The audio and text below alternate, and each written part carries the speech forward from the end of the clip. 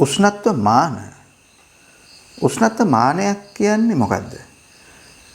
උෂ්ණත්ව මානයක් කියලා කියන්නේ යම්කිසි පද්ධතියක නොදන්නා උෂ්ණත්වයක් මැන ගැනීම සඳහා භාවිතා කරන උපකරණයක්. අපි මීට කලින් කතා කළා උෂ්ණත්ව මානය සකස් කර ගන්නකොට උෂ්ණත්ව මිතික ගුණයක් සහ උෂ්ණත්ව පරිමාණයක් අවශ්‍ය බව. උෂ්ණත්ව මිතික ගුණයක් කියලා කියන්නේ උෂ්ණත්වයේ සමග වෙනස් වෙන ගුණයක්. ඒ කියන්නේ උෂ්ණත්වයේ ශ්‍රිතයක්. ඒ වගේම උෂ්ණත්ව පරිමාණයක් අවශ්‍ය වෙනවා. උෂ්ණත්ව මානය සකස් කර ගන්නකොට උෂ්ණත්ව පරිමාණයක් සහ උෂ්ණත්ව මිතික ගුණයක් යොදාගෙන උෂ්ණත්ව මානයක් සකස් කර ගන්න පුළුවන්. එතකොට උෂ්ණත්ව මාන අපි භාවිතා කරනවා යම්කිසි පද්ධතියක නොදන්නා උෂ්ණත්වයක් සඳහා අගයක් ලබා ගැනීම සඳහා. එතකොට විවිධ උෂ්ණත්ව මාන වර්ග තියෙනවා. ඒ උෂ්ණත්ව මිතික ගුණය භාවිතා කරන උෂ්ණත්ව මිතික ගුණය සහ ඒ උෂ්ණත්ව මිතික ගුණය අඩංගු වෙන යම්කිසි ද්‍රව්‍යයක් අපි කියන එකට උෂ්ණත්ව මිතික ද්‍රව්‍ය කියලා. ඒ උෂ්ණත්ව මිතික ද්‍රව්‍ය සහ උෂ්ණත්ව මිතික ගුණය අනුව ඒ උෂ්ණත්ව මිතික ගුණය මැන ගැනීමට භාවිතා කරන්න සිද්ධ වෙන උපක්‍රමය වෙනස් වෙනවා. ඒ අනුව සකස් කරලා තියෙන විවිධ උෂ්ණත්ව මාන වර්ග තියෙනවා. ඊටම සරල සහ බහුලව තියෙන උෂ්ණත්ව මානයක් තමයි වීදුරු තුල ද්‍රව උෂ්ණත්ව මානය. වීදුරු තුල ද්‍රව උෂ්ණත්ව මානය. නියත පීඩනයේදී අචල වාත ස්කන්ධයක පරිමාව උෂ්ණත්ව මිතික ගුණය වශයෙන් භාවිතා කරන නියත පීඩන උෂ්ණත්ව මානය.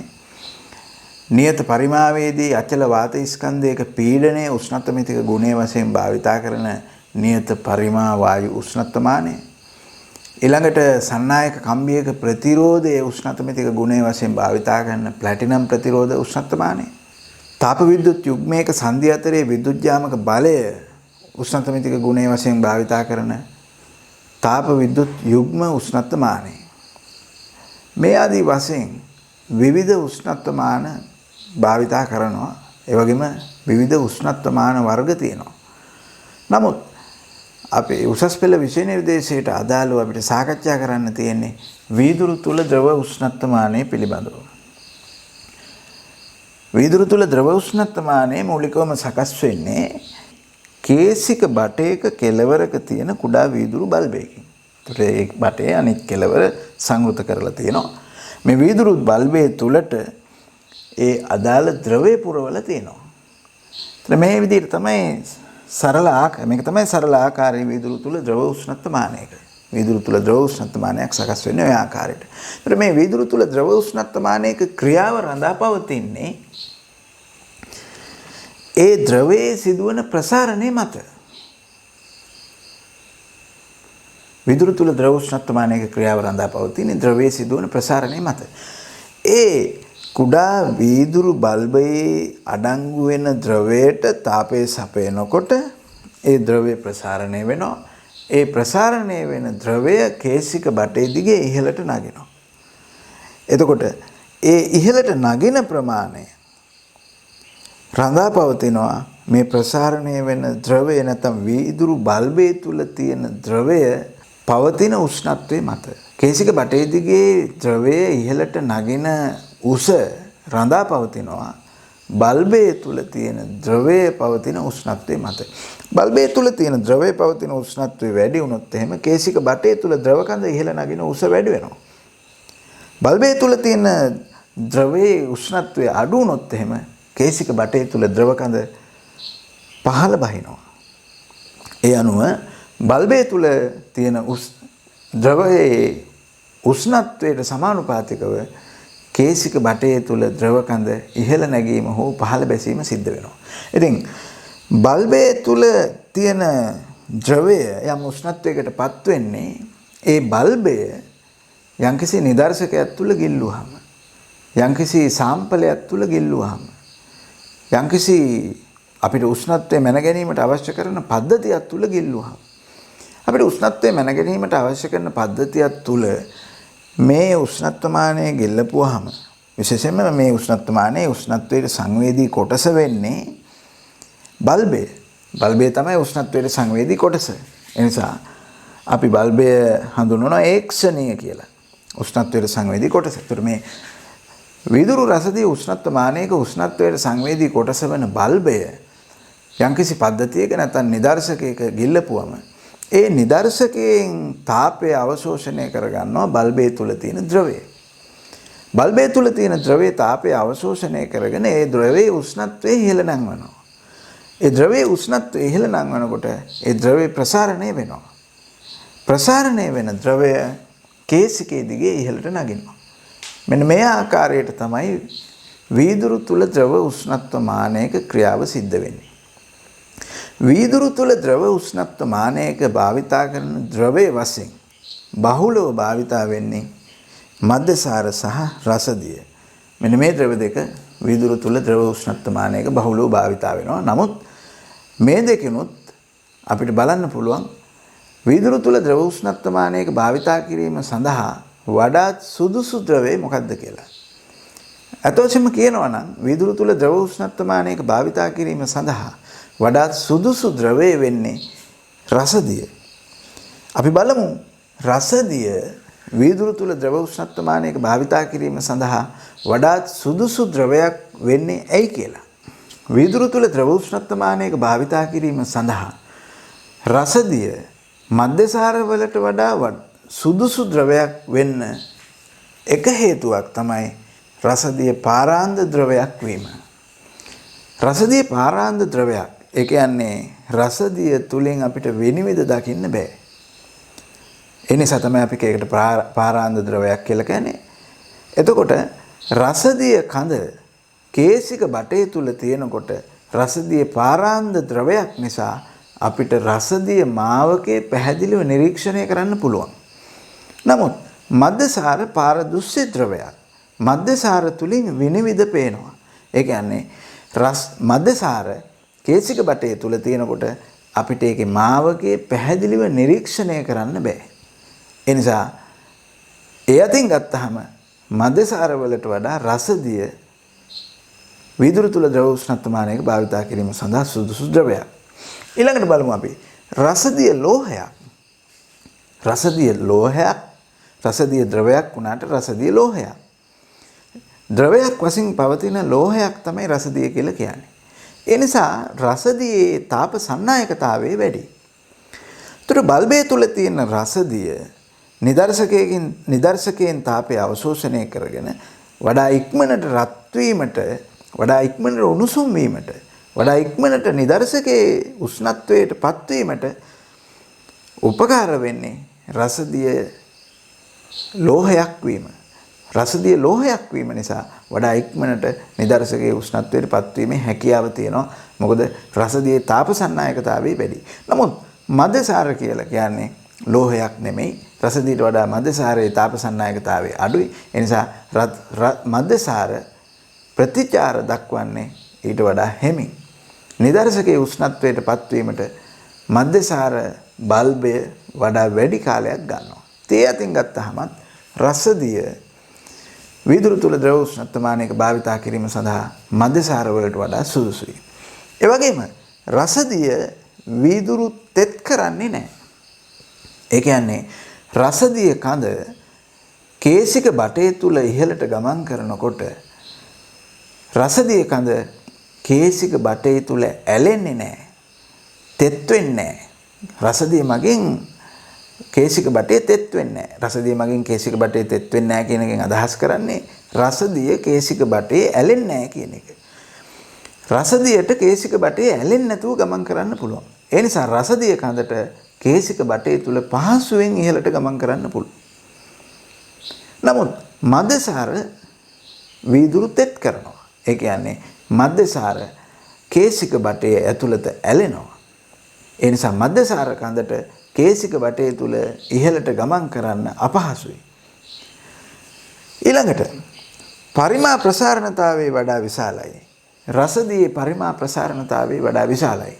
ඒ නිසා රසදියේ පරිමා ප්‍රසාරණතාවයේ වඩා විශාලයි කියන එකෙන් අදහස් කරන්නේ කුඩා උෂ්ණත්ව වෙනසක් සඳහා සාපේක්ෂව විශාල වශයෙන් පරිමාව වැඩි වීම සිද්ධ වෙනවා. ඒ නිසා අපි කියනවා රසදියේ පරිමා ප්‍රසාරණතාවයේ වඩා විශාලයි කියලා. ඒකේ ප්‍රතිඵලයේ වශයෙන් කුඩා උෂ්ණත්ව වෙනසක් අපිට කුඩා උෂ්ණත්ව වෙනසක් විශාල වශයෙන් රසදිය කඳේ ඉහළ නැගීම මගින් නිරූපණය වෙනවා. ඒ කියන්නේ රසදිය භාවිතා කරපුවාම වීදුරු තුල ද්‍රව උෂ්ණත්වමානයක ඒ උෂ්ණත්වමානයේ සංවේදීතාවය වඩා වැඩි. එනිසා ඒ අතින් ගත්තාම මද්දසාර වලට වඩා රසදිය වීදුරු තුල ද්‍රව උෂ්ණත්වමානයක භාවිතා කිරීම සඳහා සුදුසුයි. ඊළඟට රසදිය හිමාංකය සෙල්සියස් -39යි. රසදිය තාපාංකය සෙල්සියස් 357යි.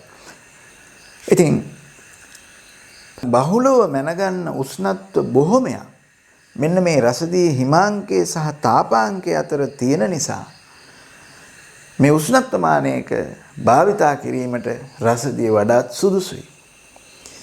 අනික අතට ගත්තාම මද්දසාරවල හිමාංකය ඍණ 112යි තාපාංකය 78යි. ඒ නිසා මද්දසාර උෂ්ණත්වමානයක් වඩා අඩු උෂ්ණත්ව මැන ගැනීම සඳහා ඍණ ගණන් වල උෂ්ණත්ව මැන ගැනීම සඳහා සුදුසු වුණත් වඩා වැඩි උෂ්ණත්ව මැන ගැනීම සඳහා මද්දසාර උෂ්ණත්වමානයක් සුදුසු වෙන්නේ නැහැ. ඒ වගේම එදිනදා මැන ගන්න උෂ්ණත්ව වලින් බොහොමයක් මේ උෂ්ණත්ව පරාසයට පිටින් තියෙන නිසා රසදිය තරම් සුදුසු වෙන්නේ නැහැ මද්දසාර මෙවැනි උෂ්ණත්වමානයක භාවිතා කිරීම සඳහා. ඒතර මේ කරුණු සියල්ලම සලකලා බලනකොට අපිට පැහැදිලිව පේනවා වීදුරු තුල ද්‍රව උෂ්ණත්වමානයක භාවිතා කිරීමට මද්දසාර වලට වඩා රසදිය සුදුසු බව. වීදුරු තුල ද්‍රව උෂ්ණත්වමානය සැකස්ම අනුව මේ උෂ්ණත්වමානය වඩාත්ම සුදුසු වෙන්නේ ද්‍රවයක උෂ්ණත්වය මැන ගැනීම සඳහා. වාතයේ හෝ ඝන ද්‍රවයක උෂ්ණත්වය මනිනකොට ඒ වාතය තුල හෝ ඝන ද්‍රවයේ සමග ස්පර්ශ වෙන පරිදි උෂ්ණත්වමානය සෑහෙන වේලාවක් තියලා තියන්න සිද්ධ වෙනවා. එතකොට තමයි මේ ඝන ද්‍රව්‍ය හෝ වාතයේ සමග තාපජ සමතුලිතතාවයට පත් වෙන්නේ. ඒකට සෑහෙන කාලයක් ගත වීම ඒක අවාසියක්. ඒ වගේම කුඩා ලක්ෂයක වගේ උෂ්ණත්වය මැනගන්න මේ උෂ්ණත්වමානය භාවිතා කරන්න බෑ. ඒකත් අවාසියක්. කුඩා ද්‍රව ප්‍රමාණයක උෂ්ණත්වය මැන ගැනීම සඳහා මේ උෂ්ණත්වමානය භාවිතා කරන්න බෑ. නිවැරදිව උෂ්ණත්වය එහෙම වුණොත් කියව ගන්න බෑ. මොකද ඒ කුඩා ද්‍රව ප්‍රමාණයක් වුණොත් එහෙම උෂ්ණත්වමානයේ බල්බේ මගින් තාපය අවශෝෂණය කරගන්නකොට ඒ කුඩා ද්‍රව ප්‍රමාණයේ උෂ්ණත්වය පහළ බහිනවා. ඉතින් වඩාත්ම මේ උෂ්ණත්වමානය සුදුසු වෙන්නේ ද්‍රවයක උෂ්ණත්වය මැන ගැනීම සඳහා. ඒ වගේම මේ උෂ්ණත්වමානයේ වාසි කිහිපයක් තියෙනවා. මේ උෂ්ණත්වමානය එහා මෙහා ගෙන යන්න පහසුයි. පහසුවෙන් එහා මෙහා ගෙන යන්න පුළුවන්. ප්‍රවාහනය පහසුයි. ඒක වාසියක්. ඊළඟට උෂ්ණත්වමානයේ මිල අධික නොවීම. මෙවැනි උෂ්ණත්වමානයක් සාමාන්‍ය අඩු මිලකට වෙළඳපොලේදී ලබා ගන්න පුළුවන්. ඒ නිසා ඒක වාසියක් වෙනවා. මිල අධික නොවීම වාසියක්. ඒ වගේම ඒක බහුලව භාවිතා කිරීමට හේතුවක්. ඊළඟට ඍජුව පාඨාංක කියවීමට හැකියවීම. දැන් සමහර උෂ්ණත්වමාන තියෙනවා. ඒ උෂ්ණත්වමාන වලින් අපිට ඍජුවම පාඨාංක කියව ගන්න බෑ. ඒ උෂ්ණත්වමාන ඇසුරෙන් යම්කිසි පාඨාංක ටිකක් අරගෙන අපිට සිද්ධ වෙනවා උෂ්ණත්වයේ ගණනය කරන්න. නොදන්නා උෂ්ණත්වය සහිත පද්ධතියක උෂ්ණත්වය අපිට ගණනය කිරීමකින් ලබා ගන්න සිද්ධ වෙනවා සමහර උෂ්ණත්වමාන වලදී. නමුත් මේ වීදුරු තුල ද්‍රව උෂ්ණත්වමානයක පරිමාණය උෂ්ණත්වමානයේ මතම සටහන් කරලා තියෙන නිසා පාඨාංක ඍජුවම කියව ගන්න පුළුවන්කම තියෙනවා. ඉතින් මේක වාසියක්. ඒ වගේම වීදුරු තුල ද්‍රව උෂ්ණත්වමානයේ දෝෂ තියෙනවා. ඇතිවිය හැකි දෝෂ තියෙනවා. වීදුරු තුල ද්‍රව උෂ්ණත්වමානයේ ඇතිවිය හැකි එක දෝෂයක් තමයි ඒකේ මේ කුහරයේ ඒකාකාර නොවීම නිසා සිදුවන දෝෂය. දැන් අපිට කේසික බටේ නිරීක්ෂණය කළොත් අපිට ඒකේ ඒකාකාරී නොවන බව දැක ගන්න බෑ. නිරීක්ෂණය කරන්න බෑ. මොකද ඒ සිදුරත් ඉතා කුඩයි. ඒ සිදුර ඒකාකාර නොවෙනවා නම් ඒක අපේ පියවිය හැට පැහැදිලිව නිරීක්ෂණය කරන්න බෑ. නමුත් අපි වඩා විශාල කරලා බලන්න පුළුවන් කමක් තියෙනවා නම් සිදුරේ හැඩය සමහරට මෙන්න මෙවැනි හැඩයක් වෙන්න පුළුවන්. ඒ කියන්නේ ඒකාකාර වෙන්නේ නැහැ. සමහර තැන්වලදී හරස්කඩ විශාලයි, තව සමහර තැන්වලදී හරස්කඩ කුඩයි. ඒක යම්කිසි රටාවකටත් නෙමෙයි සිද්ධ වෙන්නේ. ඒ නිසා අපි කියනවා ඒක සිදුර ඒකාකාර නොවීම කියලා. එතකොට සමහර තැන්වලදී අපි හිතමුකෝ හරස්කඩ කුඩා තැනක් වුණොත් එහෙම යම්කිසි උෂ්ණත්ව වෙනසක් සඳහා රසදිය කඳේ නැග්ම එහෙම නැත්නම් ද්‍රව කඳේ නැග්ම වඩා වැඩි.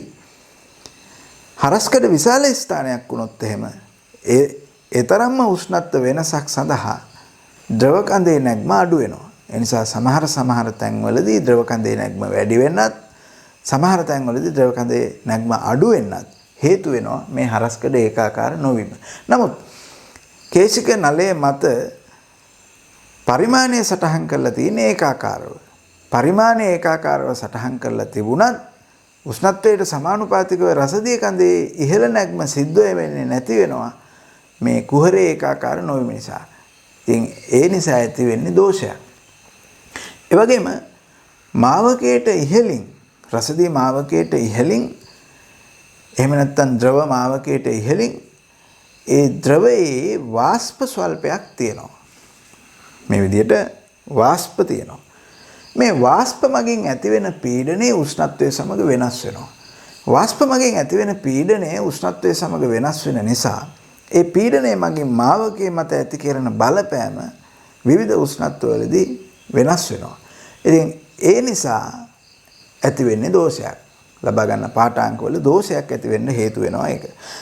ඉතින් මාවකයට ඉහළින් තියෙන වාෂ්පවල පීඩනයේ නියතව තිබුණා නම් ඒක හැම උෂ්ණත්වයකදීම නියතව බලපෑවා නම් මෙහෙම දෝෂයක් ඇති වෙන්නේ නැහැ. නමුත් විවිධ උෂ්ණත්වවලදී පීඩනය වෙනස් වෙන නිසා තමයි මේ වෙන්නේ දෝෂයක් ඇති වෙන්නේ. ඊළඟට බල්බය තුල තිබෙන ද්‍රවය හා ඉන් ඉවත ඇති ද්‍රවය එකම උෂ්ණත්වයක නොපැවතීම. දැන් අපි මම කලින් කිව්වා වීදුරු තුල ද්‍රව උෂ්ණත්ව මානයක උෂ්ණත්වයට සංවේදී කොටස වෙන්නේ බල්බය. ඒතර බල්බය තමයි අපි නිදර්ශකයේ තුල ගිල්ලන්නේ. ඒතර නිදර්ශකයේ උෂ්ණත්වයටපත් වෙන්නේ බල්බය. බල්බය තුල තියෙන ද්‍රවය. ඒතර ද්‍රව කඳ ඉහළට යනවා. ද්‍රව කඳ ඉහළට ගියාට පස්සේ ඒ ද්‍රවයේ උෂ්ණත්වය අඩු වෙනවා. එහෙම නැත්නම් දැන් උෂ්ණත්වය මැන ගැනීම සඳහා උෂ්ණත්ව මානයේ නිදර්ශකයේ තුල ගිල්ලන මොහොතේ බල්බයට ඉහළින් ද්‍රව කඳක් පවතින්න පුළුවන්. එතකොට බල්බේ විතරක් ද්‍රවය තුල ගිල්ලන නිසා බල්බේ විතරක් නිදර්ශකයේ තුල ගිල්ලන නිසා බල්බේ තුල තියෙන ද්‍රව කඳ අදාළ උෂ්ණත්වයටපත් උනත් බල්බේට ඉහළින් තියෙන ද්‍රව කඳ අදාළ උෂ්ණත්වයටපත් වෙන්නේ නැහැ. මෙන්න මේ නිසා සිදුවෙන්නේ දෝෂයක්. ඒ වගේම කලක් පාවිච්චි කිරීමේදී බල්බේ පරිමාව වෙනස් වීම නිසා අචල ලක්ෂ මෙන්ම ක්‍රමාංකනද වෙනස් වීම. උෂ්ණත්වමානයේ කාලයක් පාවිච්චි කරනකොට බල්බේ පරිමාව ස්ථීර වශයෙන් වෙනස් වෙනවා. එහෙම වුණාම කේසික බටේ මත සටහන් කරලා තියෙන පරිමාණ වෙනස් වෙනවා. ඒ පරිමාණ වෙනස් වෙන්නේ ඒක බලපානවා.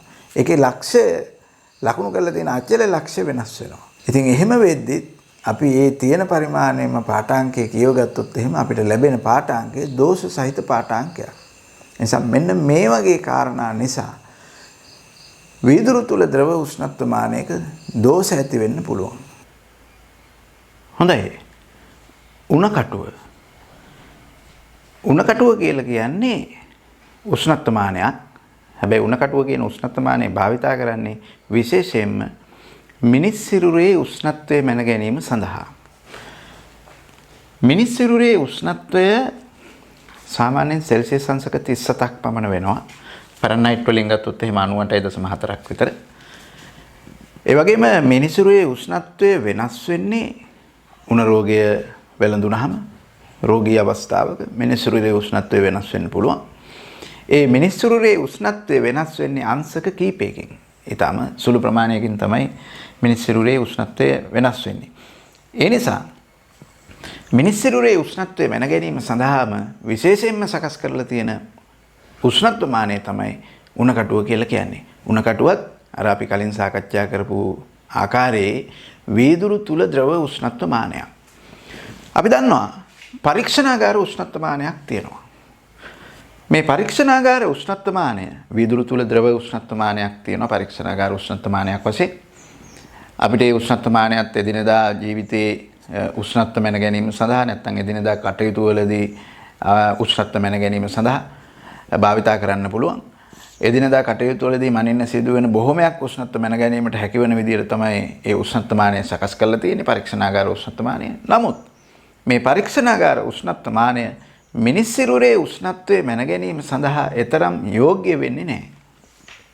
ඒ කාරණා කීපයක් නිසා. පරීක්ෂණාගාර උෂ්ණත්වමානය සෙල්සියස් ඍණ 10 ඉඳලා 110 දක්වා පමණ ක්‍රමාංකනය කරලා තියෙන විශාල පරාසයක් තුල ක්‍රමාංකනය කරලා තියෙන උෂ්ණත්වමානයක්. මීටත් වඩා වෙනත් පරාස සහිත උෂ්ණත්වමාන තියෙනවා. එතකොට මේ විශාල පරාසයක් තුල ක්‍රමාංකනය කරලා තිබීම නිසා එකාතකට උෂ්ණත්වමානයේ දිග සෙන්ටිමීටර් 25ක් විතර වෙනවා. ඒ විතරක් නෙමෙයි උෂ්ණත්වමානයේ අනුයාත අංශක ලකුණු දෙකක් අතර දුර වශයෙන් අපිට ලැබෙන්නේ මිලිමීටර් 2ක පමණ දුර ප්‍රමාණයක්. ඉතින් මේ හේතු නිසා එකාතකට ඒ ලොකු දිගක් සහිත උෂ්ණත්වමානයක් නිසා ඒක භාවිතයේ අපහසුයි. පරිහරණය කරන්න අමාරුයි. මිනිස්සුගේ උෂ්ණත්වය මැන ගැනීම වගේ දෙයකට මේක පාවිච්චි කිරීම අමාරු වෙනවා. මොකද සාමාන්‍යයෙන් ඔබ දන්නවා උණ රෝගේ වැළඳුනහම උණ රෝගේ හැදුනහම වෛද්‍යවරයා වෙතට ගියාම වෛද්‍යවරයා ඒ උණ කටුව කියන උෂ්ණත්වමානය ඔබගේ මුව තුල තමයි රඳවන්නේ.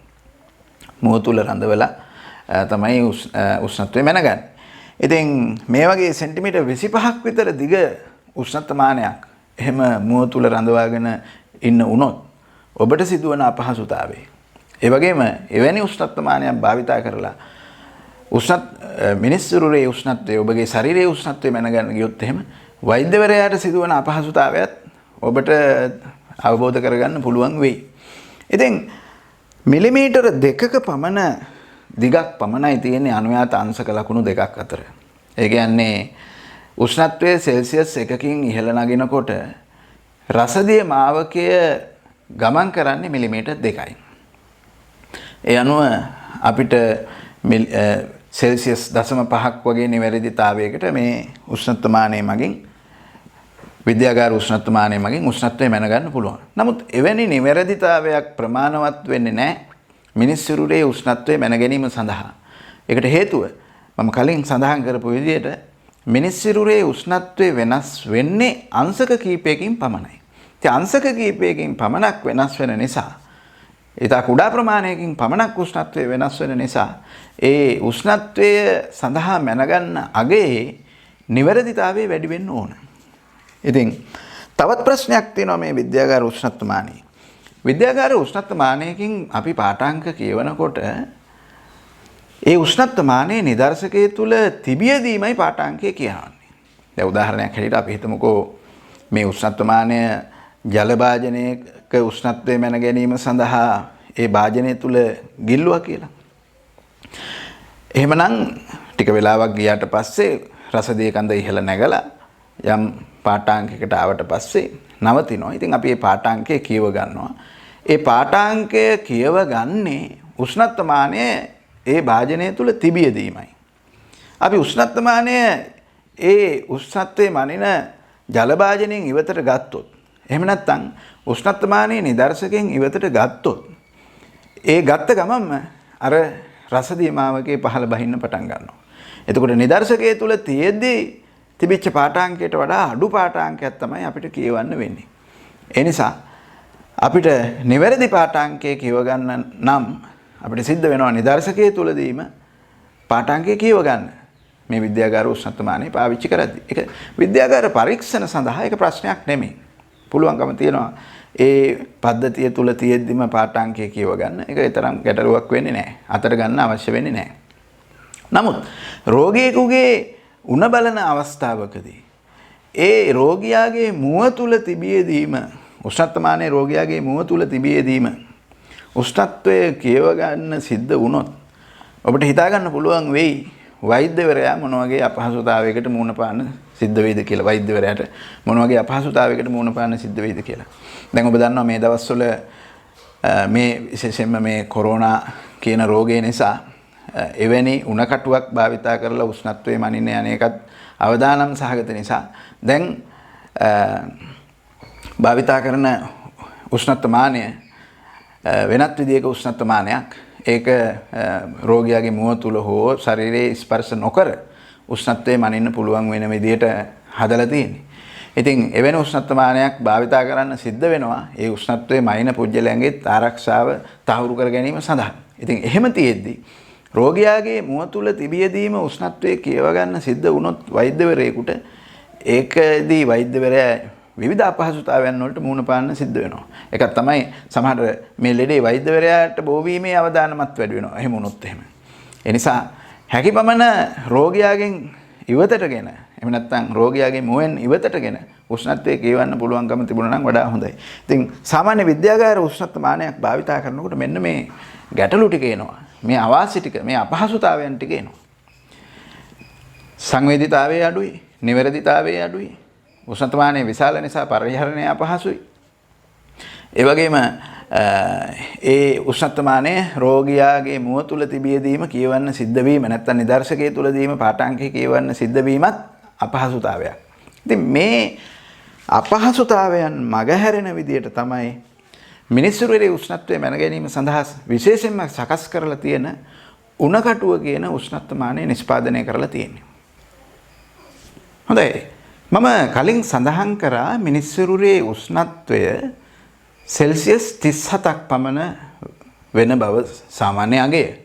ඒ වගේම ෆැරන්හයිට් වලින් ගත්තොත් එහෙම මේක 98.4ක් වගේ වෙනවා. මේක විචලනයක් වෙනවා නම් ඒක විශේෂ හේතුවක් නිසා තමයි වෙන්නේ. සාමාන්‍ය අගය තමයි මේ උෂ්ණත්ව අගය සාමාන්‍යයෙන් පවතින මෙන්න මේ උෂ්ණත්වය. එතකොට මෙන්න මේ උෂ්ණත්වය සහ ඒ වගේම ඒ උෂ්ණත්වයේ අවට කුඩා සිදුවන විචලනයක් මැන ගැනීමට හැකි වෙන ආකාරයට උණකටුව කියන උෂ්ණත්වමානය නැත්නම් මේ වෛද්‍ය උෂ්ණත්වමානය උණකටුව එහෙම නැත්නම් වෛද්‍ය උෂ්ණත්වමානය කියලා හඳුන්වන උෂ්ණත්වමානය ක්‍රමාංකනය කරලා තියෙනවා. ෆැරන්හයිට් වලින් ගත්තොත් 95 සිට 110 දක්වා පරාසයක් තුල කෙටි පරාසයක් තුල ක්‍රමාංකනය කරලා තියෙනවා. මිනිස්සුරුවේ උෂ්ණත්වය ඇතුළත් වෙන ඒ වගේම මිනිස්සුරුවේ උෂ්ණත්වයේ විචලනය විය හැකි පරාසය ඇතුළත් වෙන විදියට ෆැරන්හයිට් 95 සිට ෆැරන්හයිට් 110 දක්වා වගේ පරාසයක් තුල මේ උෂ්ණත්වමානය ක්‍රමාංකනය කරලා තියෙනවා. සෙල්සියස් වලින් ගත්තොත් සෙල්සියස් 35 සිට සෙල්සියස් 45 වගේ දක්වා ඌ කෙටි පරාසයක් තුල මේ උෂ්ණත්වමානය සකස් කරලා තියෙනවා. ඉතින් මේ විදිහට කෙටි පරාසයක් තුල සෙල්සියස් වලින් ගත්තොත් එහෙම සෙල්සියස් 10ක විතර පරාසයක් තුල උෂ්ණත්වමානය සකස් කරලා තියෙන නිසා ඒ උෂ්ණත්වමානයේ දිගත් අඩු වෙලා තියෙනවා. මොකද උෂ්ණත්වමානයේ පරිමාණයම මුළු පරිමාණයේම දිග සෙන්ටිමීටර් 10ක් වගේ වෙන්නේ. සෙන්ටිමීටර් 10ක් වගේ දිග කොටසක් තුල තමයි උෂ්ණත්වමානයේ පරිමාණය සකස් කරලා තියෙන්නේ. එහෙම නැත්නම් මේ උණකටුවේ පරිමාණය සකස් කරලා තියෙන්නේ. ඒ නිසා උණකටුවේ දිග විද්‍යාගාර උෂ්ණත්වමානයට වඩා බොහෝ සෙයින් අඩුයි. ඒක පරිහරණයේ පහසු වෙලා තියෙනවා. සමහරට අපිට සාක්කු විදාගෙන යන්න පුළුවන්. පහසුවෙන් රෝගියෙකුගේ මුව තුල රඳවන්න පුළුවන්. ඒ වගේම උෂ්ණත්වමානයේ පහසුවෙන් අපිට එහා මෙහා ගෙනියන්න පුළුවන්. ඒ වෙන විදිහට උෂ්ණත්වමානය සකස් කරලා තියෙනවා. ඒ වගේම උෂ්ණත්වමානයේ මුළු පරිමාණයම සෙන්ටිමීටර් 10ක් විතර දිගක් තුල සටහන් කරලා තියෙනවා. ඒ වගේම උෂ්ණත්වමානයේ සම්පූර්ණ පරාසයම සෙල්සියස් 10ක් විතර සෙල්සියස් 10ක් තුල සටහන් කරලා තියෙනවා. ඒ කියන්නේ අපි ගත්තොත් එහෙම සෙල්සියස් 35 ඉඳලා 45 දක්වා සෙල්සියස් 10ක පරාසයක්. ඒ වගේම ඒ පරාසයම සෙන්ටිමීටර් 10ක් තුල ක්‍රමාංකනය කරලා සටහන් කරලා තියෙන නිසා සෙල්සියස් 1ක උෂ්ණත්ව නැග්මක් සඳහා මාවකය රසදිය මාවකය නැත්නම් අපි හිතමු මේකට භාවිතා කරන්නේ මධ්‍යසාර නම් මධ්‍යසාර මාවකය සෙන්ටිමීටර් 1ක් කේශිකය තුල චලනය වෙන විදිහට තමයි ඒක සකස් කරලා තියෙන්නේ. සෙල්සියස් 1ක උෂ්ණත්ව නැග්මක් සඳහා ද්‍රව මාවකය සෙන්ටිමීටර් 1ක් දුර චලනය වෙනවා. ඒ නිසා සෙල්සියස් අංශක 0.1ක තරම් නිවැරදිතාවයකින් උණකටුව නැත්නම් වෛද්‍ය උෂ්ණත්වමානය භාවිතා කරලා උෂ්ණත්වය මැනගන්න පුළුවන්. ඒතකොට සෙල්සියස් 1 මිලිමීටර් 10න් බෙදුවොත් එහෙම 0.1යි කියලා එනවා. ඒ කියන්නේ මිලිමීටර 1කින් රසදිය කඳ නැත්නම් ද්‍රව කඳ ඉහළ නගිනකොට ඒකේ නිරූපණය කරන්නේ සෙල්සියස් වලින් 0.1ක ප්‍රමාණයක්. ඒ කියන්නේ සෙල්සියස් 0.1ක් දක්වා නිවැරදිතාවයකින් උෂ්ණත්වය මැනගන්න මේකෙන් පුළුවන්. මොකද මිලිමීටරය කියන එක අපිට කියව ගන්න පුළුවන් නේ. පරිමාණය මිලිමීටරයේ සටහන් කරගත්තොත් මිලිමීටරයක දිග වැඩිවීමක් මිලිමීටරයක රසදිය කඳේ නැග්මක් අපිට නිරීක්ෂණය කරන්න කියව ගන්න පුළුවන් නිසා ඊට අනුරූප උෂ්ණත්වයේ වෙනස් වීම අපිට කියව ගන්න පුළුවන් පාඨාංකයේ හැටියට. ඒ අනුව සෙල්සියස් 0.1ක් තරම් නිවැරදිතාවයකින් යුතුව උණ කටුව භාවිතා කරලා අපිට පාඨාංක කියව ගන්න පුළුවන්. එතකොට මේකේ තියෙන තවත් වැදගත් සාධකයක් තමයි උණ කටුවේ කේසික සිදුරේ තවුව හදලා තියෙන ඉලිප්සාකාර හැඩයකින්. ඒක අපි පැත්තක ඉඳලා බැලුවොත් එහෙම අපිට පේන්නේ සිලින්ඩරාකාර කාචයක් වගේ. ඒතර මේ සිලින්ඩරාකාර කාචය තුලින් බලනකොට ඒ ද්‍රව මාවකේ නැත්නම් රසදිය මාවකේ අපිට පැහැදිලිව නිරීක්ෂණය කරන්න පුළුවන්. ඒ වගේම මේ උණ කටුව එහෙම නැත්නම් වෛද්‍ය උෂ්ණත්වමානය කියලා හඳුන්වන උෂ්ණත්වමානයේ තියෙන තවත් විශේෂත්වයක් තමයි ඒ ද්‍රව බල්බයේ රසදිය හෝ මද්දසාර හෝ ද්‍රව බල්බයට මදක් ඔබ්බෙන් කේසිකයේ තියෙන කුඩා නැම්මක්. මේ නැම්ම නිසා රසදිය කඳට නිදහසේ ඒ නැම්ම හරහා ගමන් කරන්න අමාරුයි. හැබැයි ද්‍රව බල්බයේ නිදර්ශකයක් තුල ගිල්ලුවාම නැත්තම් රෝගියාගේ මුඛය තුල ගිල්ලුවාම ඒ බල්බය තුල තියෙන ද්‍රවයේ ප්‍රසාරණය වෙන නිසා නැම්මක් තිබුණට නැම්ම තුලින් තෙරපිලා ද්‍රව කඳ නැත්තම් රසදිය කඳ කේසිකේ දිගේ ගමන් කරනවා. ඒ වුණාට මේක අනිත් පැත්තට වැටෙන්නේ නැහැ. නැවතත් ද්‍රව බල්බයේ තුලට රසදිය බල්බයේ තුලට ඒ රසදිය කඳ නැවත වැටෙන්නේ නැහැ. ඒ නිසා රෝගියාගේ මුවෙන් නැත්තම් නිදර්ශකයෙන් මේක ඉවතට ගත්තත් තවදුරටත් ඒ ද්‍රව කඳ කේසිකයේ තුල හෙලවෙන්නේ නැතුව පහළට වැටෙන්නේ නැතුව තියෙනවා. ඒ හින්දා පුළුවන්කම තියෙනවා නිදර්ශකයෙන් ඉවතට අරගෙන පාඨාංක කියවන්න. දැන් ඒ හැකියාව තියෙන නිසා බලන්න වෛද්‍යවරයා කොයිතරම් අපහසුතාවයකින් මිදෙනවද කියලා. රෝගියාගේ මුව තුල තියෙද්දිම උෂ්ණත්වයේ කියවන්න සිද්ධ වුණා නම් වෛද්‍යවරයා විශාල අපහසුතාවයකටපත් වෙනවා. සමහර විට එවැනි අවස්ථාවල සමහර රෝගිනුත් විශාල අපහසුතාවයන් වලටපත් වෙන්න ඉඩ තියෙනවා. නමුත් ඒ අපහසුතාවයෙන් මිදෙන්න පුළුවන් මෙන්න මේ සැකස්ම නිසා. මේක ඊටම වටිනවා. මේ සැකස්ම නිසා ඒ අපහසුතාවයෙන් මිදෙන්න පුළුවන් වෛද්‍යවරයාට පුළුවන් උණ කටුව අතට අරගෙන අවශ්‍ය පැත්තට හරවලා උෂ්ණත්වයේ නිවැරදිව කියව ගන්න. මොකද විශේෂයෙන්ම ඒ පාඨාංකයේ කියව ගන්නකොට උණ කටුව හරවන්න සිද්ධ වෙනවා සුදුසු පැත්තට. කියන්නේ හැම පැත්තෙම බැලුවහම පැහැදිලිව පේන්නේ නැහැ. ඒකට හේතුව තමයි මම අර කලින් සඳහන් කරපු මේ කේසික බටය හදලා තියෙන්නේ එලිප්සාකාර හරස්කඩක් සහිතව. ඒ අනුව ඒක මම කලින් කිව්වා සිලින්ඩරාකාර කාචයක් හැටියටයි ක්‍රියාත්මක වෙන්නේ කියලා. එහෙනම් එක පැත්තකින් බැලුවහම ඒක පැහැදිලිව පෙවුනට හැම පැත්තකින්ම බැලුවහම පැහැදිලිව පේන්නේ නැහැ. ඒක පැහැදිලිව පේන පැත්තට හරව ගන්න ඕන. ඒ නිසා වෛද්‍යවරයාට පුළුවන් රෝගියාගේ මුවෙන් මේ උණ කටුව අරගෙන ඒක පැහැදිලිව පේන පැත්තට හරවගෙන පාඨාංකේ පැහැදිලිව කියව ගන්න. ඒක විශේෂ වාසියක් උණ කටුවේ තියෙන. ඉතින් මෙන්න මෙහෙම විශේෂ වාසි ටිකක් සැලසෙන විදියට සහ සාමාන්‍ය පරීක්ෂණාගාර උෂ්ණත්වමානයෙන් එන ඒ අවාසි ටික නැති වෙන විදියට මිනිස්සුරුවේ උෂ්ණත්වය මැන ගැනීම සඳහා උණ කටුව කියන උෂ්ණත්වමානය විශේෂයෙන්ම සකස් කරලා තියෙනවා. එතකොට මේ උෂ්ණත්වමානය පිළිබඳ අපි කරන සාකච්ඡාව සමගම උෂ්ණත්ව මිතිය කොටසට අදාළ સિદ્ધාන්ත සම්පූර්ණ වෙනවා. ඉතින් මේ સિદ્ધාන්ත නැවත නැවත බලලා ඔයාලට පුළුවන් නැවත නැවත මේකට අහුම්කම් දෙන්න. මම මේ මගේ පාඩමට නැවත නැවත අහුම්කම් දෙන්න පුළුවන්.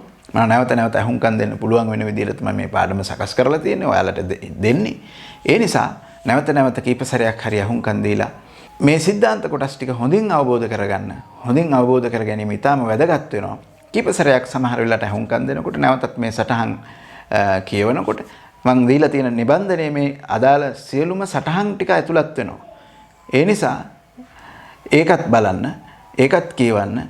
ඒ වගේම මම කියන දෙයටත් අහුම්කම් දෙන්න. මේ පාඩම සම්පූර්ණයෙන් හොඳින් අවබෝධ කරගන්න හොඳ උත්සාහයක් දරන්න. මේක අමාරු පාඩමක් නෙමෙයි. පහසු පාඩමක්. ඒ නිසා ඔයාලට මේක පහසුවෙන්ම අවබෝධ කරගන්න පුළුවන්කම ලැබෙනවා. ඊළඟට මම එන්නේ ප්‍රසාරණය කියන පාඩමත් අරගෙන. ඊළඟ පාඩම තාපයේ ප්‍රසාරණය.